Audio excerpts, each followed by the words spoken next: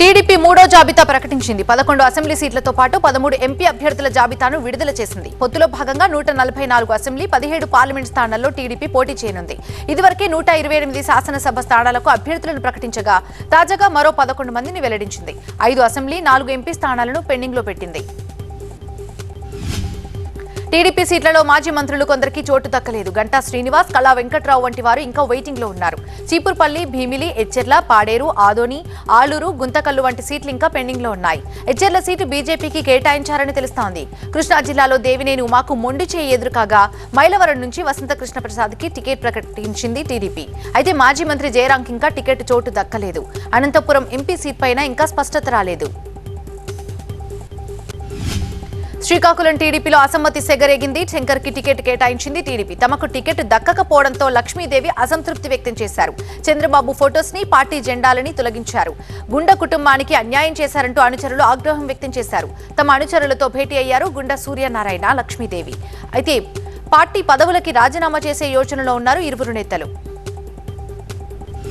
విజయవాడలో వారు వన్ సైడే అన్నారు టీడీపీ ఎంపీ అభ్యర్థి కేశినేని చిన్ని. 7 నియోజకవర్గాల్లో కూటమి అభ్యర్థులే గెలుస్తారని ధీమా వ్యక్తం చేశారు.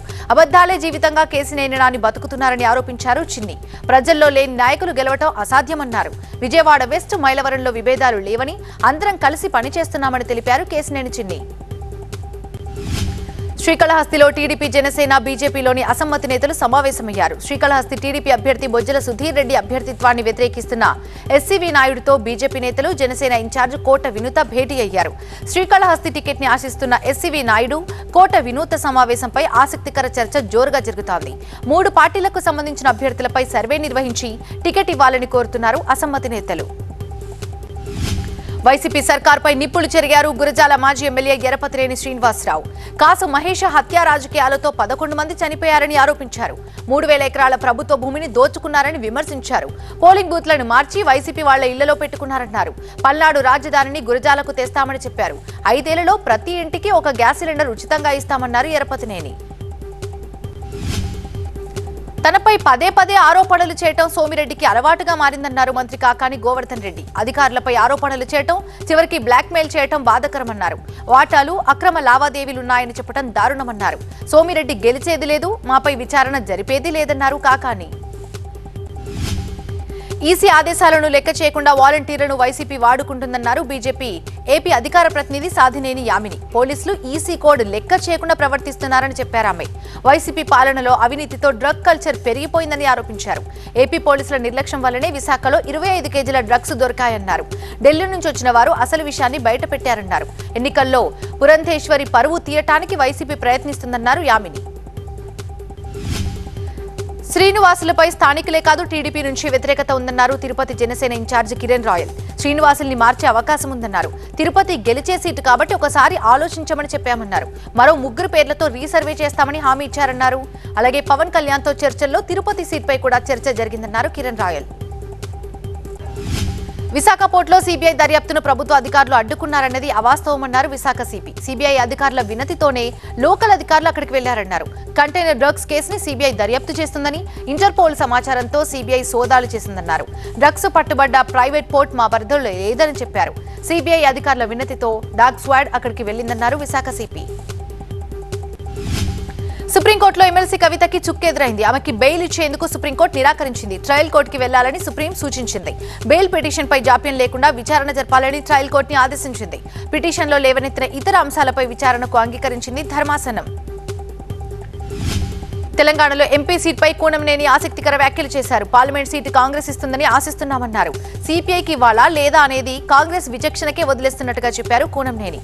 ఒకవేళ సీటు ఇవ్వకపోతే ఏం చేయాలనేది తాము ఆలోచిస్తామన్నారు కూనంనేని. ఆదిలాబాద్ కాంగ్రెస్ ఎంపీ సీట్పై ఉత్కంఠ వీడలేదు. టికెట్ తనదే అంటున్నారు ఆదివాసీ మహిళా అభ్యర్థి ఆత్రం సుగుణ. బంజారాలకు టికెట్ ఇవ్వాలంటూ పట్టుబడుతున్నారు మాజీ ఎమ్మెల్యే రేఖానాయక్. ఇన్ఛార్జి మంత్రి సీతక్క సమక్షంలో కాంగ్రెస్ తీర్థం పుచ్చుకున్నారు ఆదివాసీ టీచర్ సుగుణ. టికెట్ ప్రకటన కన్నా ముందే సుగుణ వర్గం ప్రచారంపై ఆశావహులు ఆగ్రహం వ్యక్తం చేస్తున్నారు. ఆదిలాబాద్ సీటును తమకే ఇవ్వాలంటున్నారు సీనియర్లు. మాదిగల ఎదుగుదలను కడియం శ్రీహరి అడుగడుగున అడ్డుకుంటున్నారని ఆరోపించారు మందకృష్ణ మాదిగ.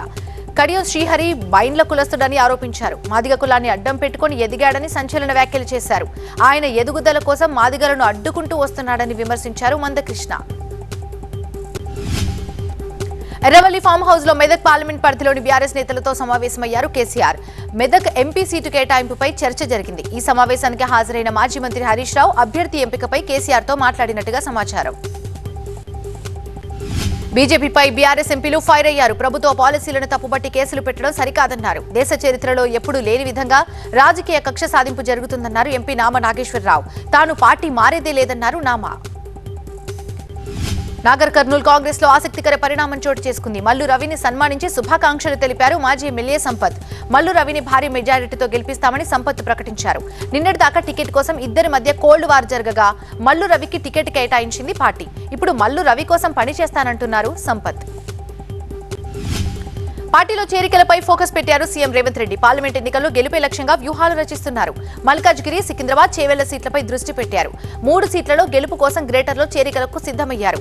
పార్టీలో చేరటానికి కొందరు కార్పొరేటర్లు సిద్ధంగా ఉన్నట్టు తెలుస్తోంది. హైదరాబాద్ బీఆర్ఎస్ కార్పొరేటర్లపై దృష్టి పెట్టిన హస్తం నేతలు వారితో మాట్లాడుతున్నారు. ఇందుకు భాగంగా జీహెచ్ఎంసీ మేయర్ గద్వాల విజయలక్ష్మితో మాట్లాడారు దీపాదాస్ మున్షి. కె కేశవరావు నివాసానికి వచ్చిన దీపాదాస్ మున్షి మేయర్తో మాట్లాడారు. దీంతో విజయలక్ష్మి పార్టీ మారే అంశంపై తెరపైకొచ్చారు. ఇప్పటికే కాంగ్రెస్ లో చేరారు 10 మందికి పైగా కార్పొరేటర్లు. ఈ మధ్య కాంగ్రెస్ లో చేరారు deputy mayor Srilatha. Tadikonda MLA Undavalli Sridevi ఆసక్తికర ట్వీట్ చేశారు. టీడీపీ నుంచి సీటు ఆశించిన ఆమెకి ఎక్కడా చోటు దక్కకపోవడంతో నిరాశకు గురయ్యారు. రాజకీయాలు ఎలా ఉంటాయో, ఎవరు ఎలా ఉంటారో ఈ రోజు అర్థమైందంటూ ట్వీట్ చేశారు శ్రీదేవి. బాపట్ల ఎంపీ సీటు ఆశించారు శ్రీదేవి. డ్రగ్స్ కేసులో ప్రభుత్వంపై దుష్ప్రచారం చేస్తున్నారన్నారు సజ్జల. నిందితులతో టీడీపీ నేతలకే సంబంధాలున్నాయన్నారు. తప్పించుకోవడానికి తమపై నిందలు వేస్తున్నారని మండిపడ్డారాయన. తప్పుడు ప్రచారం చేసే వారిపై ప్రెస్ కౌన్సిల్ కి ఫిర్యాదు చేస్తామన్నారు సజ్జల. రంగారెడ్డి జిల్లా మణికొండ మున్సిపాలిటీలో అక్రమంగా వెలిసిన నిర్మాణాలపై అధికారులు కొరడా జులిపించారు. నెక్నంపూర్లో దేవాదాయ శాఖ భూమిలో వెలిసిన అక్రమ నిర్మాణాలను కూల్చివేస్తున్నారు. కోట్లాది రూపాయలు విలువ చేసే తుల్జారాంబాగ్ దేవాలయ భూమిని ఓ రియల్టర్ కబ్జా చేసి పహారీ గోడలు నిర్మించి అమ్మకానికి పెట్టాడు. రంగంలోకి దిగిన దేవాదాయ శాఖ అధికారులు వాటిని నేలమట్టం చేశారు. Jangaon social welfare girls hostel ని పరిశీలించారు బీజేపీ నేత బూర నర్సయ్య గౌడ్. కలుషిత ఆహారంతో అస్వస్థకు గురైన విద్యార్థులను పరామర్శించారు. పిల్లల చికిత్స, ఆరోగ్యం విషయంలో తగు జాగ్రత్తలు తీసుకోవాలని సూచించారు. రంగారెడ్డి జిల్లాలోని పివి నరసింహారావు పశు వైద్య విశ్వవిద్యాలయంలోని భారత జాతీయ ఉత్పాదక మండలి సమావేశం నిర్వహించింది. సుస్థిర పాడి పశువుల ఉత్పాదకత అందించడంలో సమగ్ర పశుపోషణ పద్ధతులు అనే అంశంపై చర్చించారు. హైదరాబాద్ శివారులో భారీగా డ్రగ్స్ పట్టుకున్నారు పోలీసులు. ఇంటర్పోల్ సాయంతో 9 కోట్ల రూపాయల విలువైన డ్రగ్స్ ని స్వాధీనం చేసుకున్నారు. 90 కిలోల మెపిడ్రిన్ డ్రగ్స్ ని సీజ్ చేశారు అధికారులు. కామారెడ్డి జిల్లా నిజాంసాగర్ జవహర్ నవోదయ విద్యాలయాల్లో విద్యార్థుల మధ్య ఘర్షణ చెలరేగింది. టికెట్ బ్యాట్లతో కొట్టుకున్నారు విద్యార్థులు. ఈ ఘటనలో ఒకరికి తీవ్ర గాయాలు కావడంతో ఎల్లారెడ్డి హాస్పిటల్కి తరలించారు. భూపాల్పల్లి జిల్లా గంగారంలో కాటారం ఎస్ఐ అభినవ్ ఆధ్వర్యంలో గుడుంబా స్థావరాలపై తనిఖీలు చేపట్టారు పోలీసులు. గుడుంబా తయారీకి ఉపయోగించేటువంటి 850 లీటర్ల బెల్లం పానకాన్ని ధ్వంసం చేశారు. నెల్లూరు జిల్లా కందుకూరులో పాన్ బ్రోకర్ ఇంట్లోకి చొరబడ్డారు దొంగలు. 15 లక్షల నగదు ఇవ్వాలని కత్తితో బెదిరించడంతో యజమాని రామకృష్ణ కేకలు వేశారు. దీంతో అక్కడి నుంచి పరారైపోయారు దొంగలు. మేడ్చల్ జిల్లా సూరారంలోని మల్లారెడ్డి ఆసుపత్రిలో కిడ్నాప్ కి గురయ్యాడు ఈషన్ రెడ్డి బాబు. 2 గంటల వ్యవధిలో కిడ్నాప్ కేసును ఛేదించి ఆ బాబును తల్లిదండ్రులకు అప్పగించారు పోలీసులు. నిర్మల్ జిల్లా ఖానాపూర్ డబుల్ బెడ్రూమ్ కాలనీలో నీటి కటకటాలపై అడిషనల్ కలెక్టర్ ఫైజాన్ అహ్మద్ స్పందించారు. గ్రౌండ్ వాటర్ పై పరిశీలన చేశారు జియాలజిస్ట్ సుహాసిని. ఇక్కడ త్వరలో నీటి సమస్య పరిష్కారం అవుతుందని తెలిపారు ఆమె. భూపాల్పల్లి జిల్లాలో చేపల వేట మొదలైంది. మహదేవ్పూర్ మండలం కాళేశ్వరంలోని పడిదం చెరువు నీటి మట్టం తగ్గడంతో స్థానికులు చేపల వేట చేస్తున్నారు. స్థానికులు కొంతమంది వలలు, ఇతర పరికరాల సాయంతో భారీగా చేపలను పట్టుకున్నారు. కేజ్రీవాల్ అరెస్టుపై సుప్రీంకోర్టు అత్యవసర విచారణ చేపట్టింది. కేజ్రీవాల్ అరెస్ట్ ని సవాల్ చేస్తూ ఆప్ పిటిషన్ దాఖలు చేసింది. ఈ పిటిషన్ ని విచారణకు స్వీకరించింది సుప్రీంకోర్టు. మరోవైపు మధ్యాహ్నం 2:30కి కేజ్రీవాల్ ని కోర్టు ముందుకు తీసుకెళ్తారు. 10 రోజుల కస్టడీకి ఇవ్వాలని కోరనున్నారు ఈడీ అధికారులు. కేజ్రీవాల్ ని అరెస్ట్ చేసి రౌజ్ అవెన్యూ కోర్టుకి తరలించడంతో ఢిల్లీలో భారీ బందోబస్తు ఏర్పాటు చేశారు. కేజ్రీవాల్ ఇంటి పరిసర ప్రాంతాలతో పాటుగా కోర్టు దగ్గర కూడా పోలీసులు భారీగా మోహరించారు. కేజ్రీవాల్ కి ఈడీ అధికారులు 9 సార్లు నోటీసులు ఇచ్చినా పట్టించుకోలేదన్నారు కేంద్ర మంత్రి అనురాగ్ ఠాకూర్. ఈ కేసుతో సంబంధం ఉన్న వారంతా ఇప్పుడు జైల్లోనే ఉన్నారన్నారు. సోనియా గాంధీపై ఆరోపణలు చేసిన కేజ్రీవాల్ కి కాంగ్రెస్ ఎందుకు మద్దతు ఇస్తుందని ప్రశ్నించారు అనురాగ్ ఠాకూర్. కేజ్రీవాల్ అరెస్టుకి నిరసనగా ఢిల్లీలో ఆప్ కార్యకర్తలు ఆందోళనకు దిగారు. ఢిల్లీ సీఎంని అన్యాయంగా అరెస్టు చేశారని మండిపడుతున్నారు. వెంటనే విడుదల చేయాలని డిమాండ్ చేస్తున్నారు. కేజ్రీవాల్ అరెస్టుపై ఆందోళనకు దిగిన ఆమ్ ఆద్మీ పార్టీ నేతలు కార్యకర్తలని పోలీసులు అరెస్ట్ చేశారు. బలవంతంగా బస్సులో ఎక్కించుకుని పోలీస్ స్టేషన్ కి తరలించారు. పంజాబ్లోని మొహాలీలో ఆమ్ ఆద్మీ కార్యకర్తలు నిరసనకు దిగారు. కేజ్రీవాల్ ని అన్యాయంగా అరెస్టు చేశారని మండిపడుతున్నారు. జాతీయ రహదారిపై బైఠాయించడంతో పోలీసులు వారిని అక్కడి నుంచి తరలించడంతో అక్కడ ఉద్రిక్త వాతావరణం ఏర్పడింది. తమిళనాడులో అన్నాడీఎంకే తన మేనిఫెస్టోని రిలీజ్ చేసింది. పళనిస్వామి తమ పార్టీ ఎజెండాను విడుదల చేశారు. గృహిణులకి నెలకి 3,000 రూపాయల వరకు ఆర్థిక సహాయాన్ని అందిస్తామని ప్రకటించారు. పేదలకు ఉచితంగా ఇళ్లు నిర్మించిస్తామని హామీ ఇచ్చారు.